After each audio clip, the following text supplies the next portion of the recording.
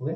Okay, देखिए अब अभी हमने पिछले जो वीडियो था उसमें हमने क्या पढ़ा था कि किस तरह से अंग्रेजों के द्वारा बंगाल पर शासन स्थापित कर दिया जाता है तथा बंगाल में द्वैध शासन की स्थापना हो जाती है। तो बंगाल एक ऐसा राज्य था जिसके ऊपर अंग्रेजों के द्वारा सबसे पहले अपनी विस्तारवादी नीतियों का प्रसार कर दिया गया। अब इसकी नजर में कई और साउथ के राज्य आने लगे। उन साउथ के राज्यों में देखें तो त्रावणकोर में तो पहले से ही उसका था राज्य शासन था। इसके बाद मैसूर है, हैदराबाद है, मराठा और कर्नाटक, ये राज्य आपको देखने को मिलेगा। ये कर्नाटक है, ये मैसूर है, हैदराबाद है और ये मराठा है। ओके, अब हम बात करेंगे इस वाले वीडियो में हम बात करेंगे मैसूर की। अगर मैसूर को आप देख पा रहे हो तो मैसूर को देखिए, यहाँ पर ये मैसूर राज्य है। इस मैसूर राज्य एक तरफ ये मालाबार कोस्ट लगता है, यहाँ पर मालाबार मालाबार कोस्ट है, मालाबार तक है यहाँ पर। इधर की तरफ किस पर, मैसूर के अंदर देखो तो आप। इसके अलावा यहाँ पर इसके उत्तर में मराठा भी मिल रहा है इससे, इसके उत्तर में हैदराबाद भी मिल रहा है, इसकी बाउंड्री को टच कर रहा है, इसके कर्नाटक भी इसकी बाउंड्री को टच कर रहा है और इधर त्रावणकोर इसकी बाउंड्री को टच कर रहा है। तो ये चीजें, इसकी सिचुएशन हम इस तरह से, इसकी लोकेशन हम देख पा रहे हैं। अब आगे देखिएगा क्या होता है कि मैसूर के अंदर साम्राज्य होता है विजयनगर साम्राज्य। विजयनगर साम्राज्य होता है और मैसूर में किस शासन का राज होता है, वाडियार वंश। ठीक है, मैसूर के अंदर वाडियार वंश का शासन होता है और इस शासन के अंदर जो शासक होता है उस समय शासन कौन करता है, चिक्का कृष्ण राज। अब होता है क्या यहाँ पर, चिक्का कृष्ण राज का एक सेनापति होता है जिसका नाम देवराज होता है तथा एक वित्त मंत्री होती है जिसका नाम नंदराज होता है। देवराज है, नंदराज। अब ये देवराज और ये नंदराज इतने पावरफुल नहीं होते हैं और ये अपने शासन को, अपने जो शासन है उसको संभाल नहीं पाते हैं और ये असफल हो जाते हैं। असफल होना यानी कि ये सक्सेस नहीं कर पाते अपने शासन को, राजा को आगे तक नहीं चला पाते। वहीं इनके बीच में एक नया शासक के रूप में एक नया व्यक्ति उभर कर सामने आता है ना, हैदर अली। ऐसा कहा जाता है कि एक सेनापति था, सेनापति से धीरे धीरे होकर सेना का नायक बना ये, और नायक बनने के बाद ये क्या हुआ कि ये वाडियर वंश को यहां से खत्म कर देता है और यहां पर ये क्या कर देता है, 1761 में मैसूर को एक स्वतंत्र राज्य घोषित कर देता है। मैसूर को एक स्वतंत्र राज्य घोषित कर देता है और मैसूर को स्वतंत्र राज्य घोषित करने के बाद क्या होता है, ये फ्रांसीसियों से नजदीकियां बनाना चालू कर देता है। अब फ्रांसीसियों से नजदीकियां बनाना चालू करता है और किसके विरुद्ध, ब्रिटिश विरोधी ये नीति बनाना चालू कर देता है। अब ब्रिटिश के विरोधी ये ब्रिटिश विरोधी नीतियां जब ये बनाना चालू कर देता है तो अब यहाँ पर टीपू सुल्तान के बीच में और ब्रिटिशर्स के बीच में अब यहाँ पर वार होगा। और वार के दूसरे कारण भी है। दूसरे कारण क्या हुए, अब देखिए यहाँ पर मराठा अपनी विस्तारवादी नीति कर रहा था, हैदराबाद के निजाम वो भी अपनी विस्तारवादी नीति अपना रहे थे, वहीं कर्नाटक का निजाम वो भी अपनी विस्तारवादी नीति अपना रहे थे। तो ये जो हैदर अली था, कहाँ का, मैसूर का, जिसने अपना स्वतंत्र राज्य घोषित किया हैदर अली ने, ये सभी की आंखों का कांटा बन गया। आंखों का क्या बन गया था, कांटा। तो किसी तरह से ये राज्य भी, मराठा, हैदराबाद, कर्नाटक, इसको इंडिया से या यहाँ से इसको हटाना चाह रहे थे। तो यही ब्रिटिशवादी विरोधी नीतियों के कारण ब्रिटिश ने धीरे धीरे करके इन आपस के जो राज्य थे, आपस के इसके आसपास वाले राज्य, मराठा, कर्नाटक, हैदराबाद, इनके साथ मिलकर और अलग अलग जगहों पर इनने आंग्ला और मैसूर के बीच में 4 युद्ध हुए। पहला युद्ध 1767 से 69 यानी 67 से 69 के बीच हुआ। सेकंड 80 से 84 के बीच में हुआ। और तीसरा देखो तो 90 से 92 के बीच में हुआ। और चतुर्थ जो युद्ध होता है 1799 में, ये इसके हैदर अली के जो पुत्र होता है टीपू सुल्तान, उनके बीच होता है। अब हम यहाँ पर वन बाय वन इन युद्ध की बात करेंगे और किस तरह से यहाँ पर अंग्रेजों के द्वारा मैसूर पर कब्जा कर लिया जाता है तथा मैसूर को एक स्वतंत्र राज्य से अपनी विस्तारवादी नीतियों में बदला जाता है। ओके, तो यहाँ पर हम प्रथम हो गया। तो यहाँ पर आंग्ला मैसूर युद्ध की बात करेंगे हम। तो आंग्ला मैसूर युद्ध में प्रथम जो आंग्ला मैसूर युद्ध था, आंग्ला यानी होगा ब्रिटिशर्स और मैसूर यानी कि आपका हैदर अली, इन दोनों के बीच अब वार स्टार्ट हो जाता है। तो वार स्टार्ट होता है तो पहला अंग्रेजों तथा मैसूर के बीच में पहला युद्ध होता है, जिस कब होता है 1767 से 69 के बीच में होता है। कारण क्या है, रीजन जिसकी वजह से ये वार होता है, पहला है कि जो हैदर अली है, हैदर अली फ्रांसीसी के पास यानी उनसे नजदीकियां बढ़ाना स्टार्ट कर देता है, यानी फ्रांसीसी की तरफ ये जाता है। दूसरा अंग्रेजी जो सेना है, अंग्रेज है, उनके अपनी महत्वाकांक्षाएं हैं। महत्वाकांक्षाएं का मतलब होता है उनकी अपनी उनके अपने एस्पिरेशन है कि भाई वो और ज्यादा एरिया को जीते और इंडिया में ज्यादा अच्छे से व्यापार कर पाए, और यहाँ पे राजनीतिक के साथ साथ विभिन्न व्यापारिक गतिविधियों में और इनका कंट्रोल रहे, इसलिए उनकी महत्वाकांक्षाएं और बढ़ती जाती है। वही है जो हैदर अली है, हैदर अली का जो कर्नाटक का नवाब कौन है, मोहम्मद अली, उसके साथ शत्रुता का संबंध होता है। तो पहला फ्रांसिस से नजदीक बढ़ाना, अंग्रेजों की अपनी महत्वाकांक्षा हो गई। तीसरा, कर्नाटक का जो नवाब था कौन था, मोहम्मद अली, उसको शत्रु बनाना किसके द्वारा, हैदर अली के बाद। और अंग्रेजों ने, भाई हैदर अली को अंग्रेजों ने प्रस्ताव भेजा था, क्या बोला था कि आप हमसे मित्रता कर लो, दोस्ती कर लो, लेकिन हैदर अली ने क्या कर दिया, उसको रिफ्यूज कर दिया, मना कर दिया। वही बात करेंगे तो हैदर अली ने क्या किया था, जो मालाबार तट है, कर्नाटक का जो मालाबार तट है, इस मालाबार के तट पे जितने भी सामंत थे, उन सामंतों पर हैदर अली ने नियंत्रण कर लिया था। इन्हीं सभी कारणों को ध्यान में रखते हुए क्या स्टार्ट हो जाता है, फर्स्ट आंग्ल मैसूर युद्ध स्टार्ट हो जाता है। देन इसके बाद क्या होता है, बाद में 1769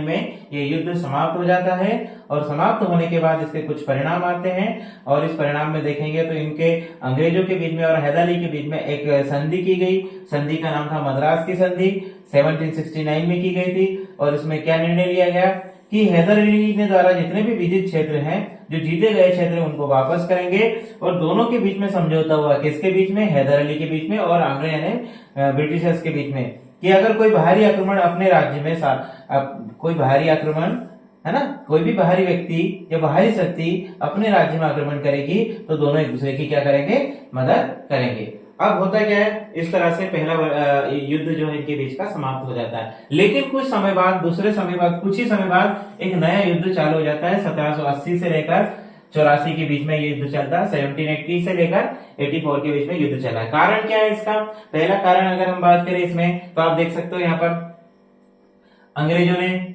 जो शर्त है, कौन सी शर्त, ये शर्त जो थी मद्रास की संधि में हुई थी, उनसे क्या बोला था उन्होंने कि बाहरी आक्रमण के समय हेल्प करेंगे। लेकिन क्या हुआ, 1771 में मराठों ने जब हैदर अली पर वार कर दिया, यानी मराठों के द्वारा मैसूर पर हमला कर दिया गया।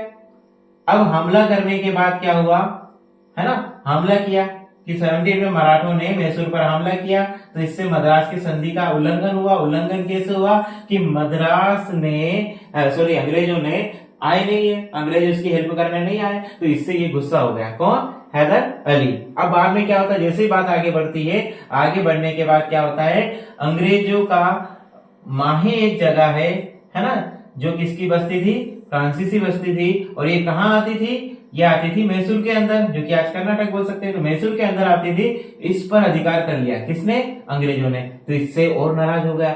76 में क्या होता है, अमेरिका की क्रांति स्टार्ट हो जाती है। 1776 में अमेरिका की क्रांति स्टार्ट हो जाती है।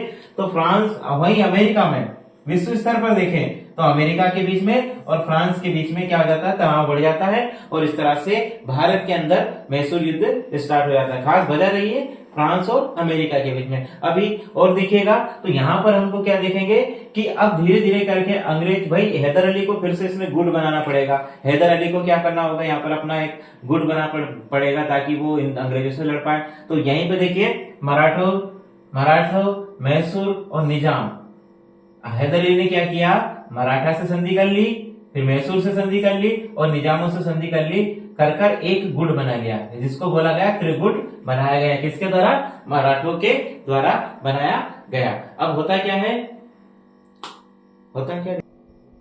अब क्या होता है यहाँ पर, हैदर अली के द्वारा त्रिगुट बना लिया जाता है, मराठा, मैसूर और निजाम का। अब कुछ समय बाद ब्रिटिश गवर्नर कौन रहते हैं, गवर्नर जनरल वारेन। अब वारेन क्या करता है, 1782 में सालबाई की संधि कर लेता है।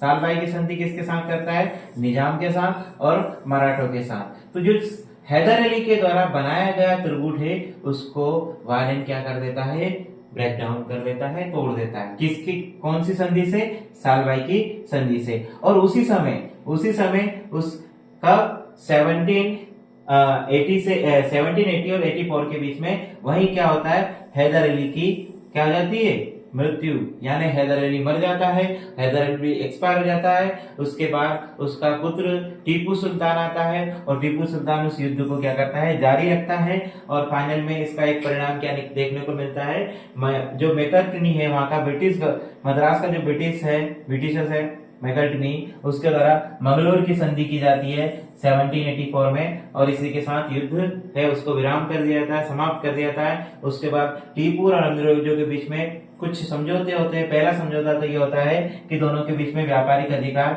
अंग्रेजों को वहां पर क्या मिल गए, व्यापारिक अधिकार मिल जाते हैं। और दोनों के बीच में बेसिकली अगर हम बात करें तो टीपू और अंग्रेज बोलते हैं कि हम दोनों एक दूसरे को क्या करेंगे, संकट के वक्त एक दूसरे की मदद करेंगे। और इसी तरह से यहाँ पर आंग्ला मैसूर युद्ध सेकंड समाप्त हो जाता है। अब देखिए यहाँ पर आंग्ला मैसूर युद्ध हुआ, और आंग्ला मैसूर युद्ध कौन सा था, तृतीय यानी तीसरा। ये हुआ 1790 से 92 के बीच में। एक तरफ मैसूर राज्य था तो एक तरफ अंग्रेज था। तो यहाँ पे देखिए मैसूर राज्य में टीपू सुल्तान जो है फ्रांसीसियों के पास इसने अच्छे संबंध बना लिए, फ्रांसीसियों से इसने अच्छे संबंध बनाए। और जो संबंध बनाने के कारण ये जो अंग्रेज थे वो नाराज होने लग गए। क्यों? क्योंकि अंग्रेज कभी नहीं चाहते थे कि फ्रांसीसियों से मैसूर अच्छे संबंध बनाए। वही मैसूर का जो टीपू सुल्तान था उसने जो त्रावणकोर राज्य था, है ना, आप देखिएगा जब मैप दिखाया था वहां पर त्रावणकोर था मैसूर के जस्ट साउथ में। तो त्रावणकोर में टीपू सुल्तान ने हमला कर दिया। इन्हीं वजह से अंग्रेजों ने क्या कर दिया, टीपू सुल्तान पर आक्रमण कर दिया। और आक्रमण कैसे किया, उस समय जनरल गवर्नर कौन थे उस समय, कार्नवालिस। कार्नवालिस ने क्या किया, और एक वजह हो रही है कि कार्नवालिस ने एक सूची बनाई थी मित्र राष्ट्र की। अब देखिए वर्ल्ड द्वितीय जो वार हुआ था उसमें ये सब डिसाइड है कि आपस में एक दूसरे की ये मदद करेंगे। लेकिन यहाँ पे क्या हुआ, कार्नवालिस ने एक सूची बनाई मित्र राष्ट्रों की, कहां पर, इंडिया के अंदर। और उस मित्र राष्ट्रों की सूची में मैसूर को शामिल ही नहीं किया गया। इससे टीपू सुल्तान और नाराज हो गया। अब ये क्या होगा, इस नाराजगी के कारण इन दोनों गुटों के बीच में क्या हो गया, तृतीय वार हो जाता है, युद्ध हो जाता है। अब अंग्रेजों के द्वारा एक त्रिगुट बनाया जाता है, यानी त्रिगुट बनाया जाता है जिसमें अंग्रेज, मराठा और निजाम ये तीनों मिलकर टीपू सुल्तान को क्या कर देते हैं, हरा देते हैं। टीपू सुल्तान की हार हो जाती है। और उसी के बाद यहाँ पर एक नई संधि होती है जिस संधि का नाम है श्रीरंगपट्टनम संधि। ये कब होती है, 1792 में। कब होती है ये, 1792 में श्रीरंगपट्टनम संधि होती है। और इस संधि में क्या होता है, टीपू सुल्तान का आधा राज्य से छीन लिया जाता है, इसके दोनों बच्चों को यानी दोनों पुत्रों को बंधक बना लिया जाता है, और इसके ऊपर 3 करोड़ रुपए का जुर्माना लगा दिया जाता है। ओके, तो इस तरह से ये उसका कौन सा युद्ध हो जाता है, ये उसका तृतीय युद्ध हो जाता है। वही चतुर्थ युद्ध 1799 में चतुर्थ युद्ध स्टार्ट होता है, जिसके कारण देख सकते हो क्या था, तो वही वापस से वही फ्रांसीसी के नजदीकी बढ़ाना टीपू सुल्तान के द्वारा। वही टीपू सुल्तान क्या, नेपोलियन की जो साम्राज्यवादी नीति थी उसी को फॉलो करने वाला व्यक्ति था। कौन, टीपू सुल्तान। तो इससे अंग्रेजों के बीच में थोड़ा सा एकदम गुस्सा आया कि मतलब नेपोलियन की तरह ये वहां पर क्या करेगा, कब्जा करेगा, नेपोलियन की तरह वार करेगा।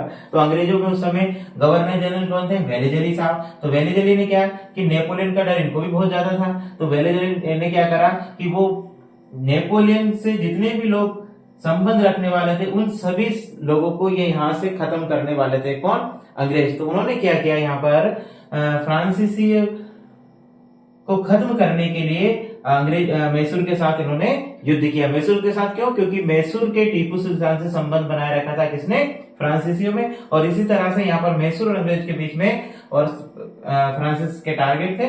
और तीसरा युद्ध हुआ और मैसूर पर हमला किया गया और टीपू सुल्तान की यहाँ पर पराजय हो जाती।